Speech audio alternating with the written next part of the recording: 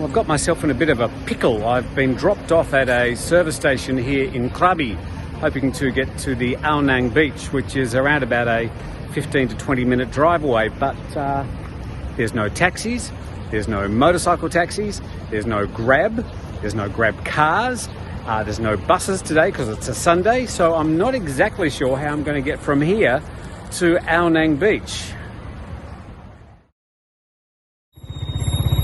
Well, we did sort things out.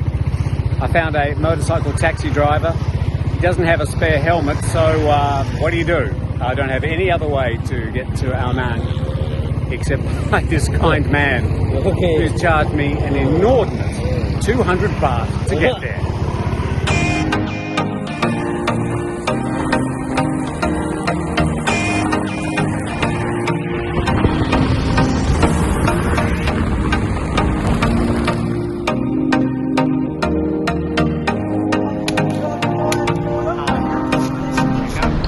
Well, I did get to Ao Nang in one piece, and I'm now right along the foreshore of the main shopping strip. Coming into town, it was clearly obvious that the town's facing some pretty serious challenges.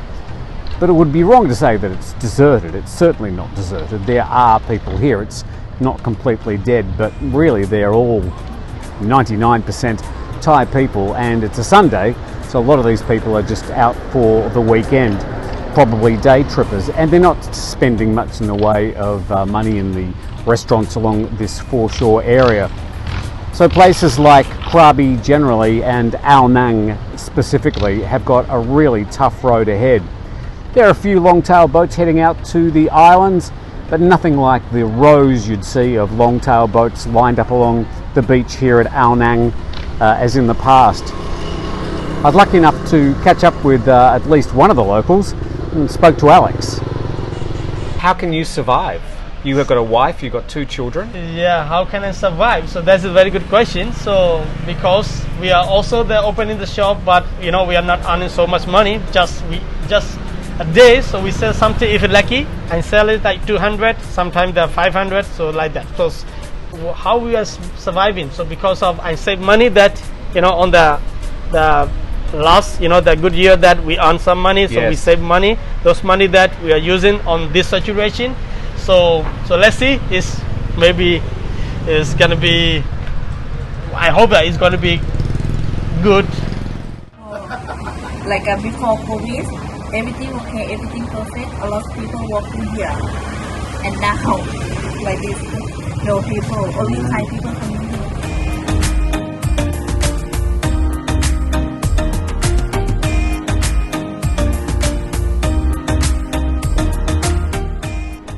One of the key problems that places like this face are that with so many shops open, and there's probably only about 15-20% of the shops actually open, is that they want tourists to come here, of course, but there's not a lot for them to do. A lot of the tours that used to run are not running.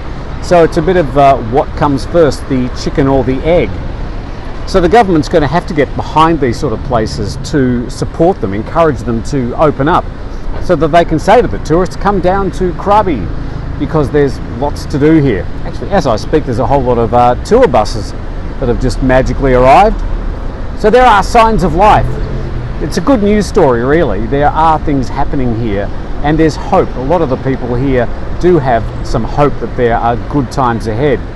As far as we know, though, the government says that it's going to be until October this year, after they hope to have vaccinated a lot of the local population, when they consider it will be safe to open to general tourism.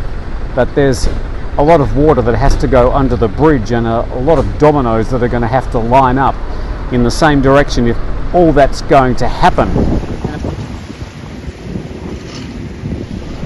There's no doubt that out of all the provinces in Thailand, Krabi probably has more natural beauty than many of them put together. It's a beautiful place, and there's so much to see here. A lot of people say that it's sort of a bit like Phuket was 30 years ago as regards its tourism industry. It's fairly young, it's growing very quickly, and of course at the moment it needs tourists to survive. The whole idea of domestic tourism really isn't sustainable, and whilst it's great to see the Thais getting out and enjoying their own country, the businesses here and the tour groups and the shops and the taxis, they're not going to survive on local tourism alone. So we'd like to invite you to come down to Krabi. If you're inside Thailand, you can get here. There are lots of flights from both Muang Airport and Suvarnabhumi at the moment. So you can get here quite cheaply and quite easily. So I'll leave the last word to Alex.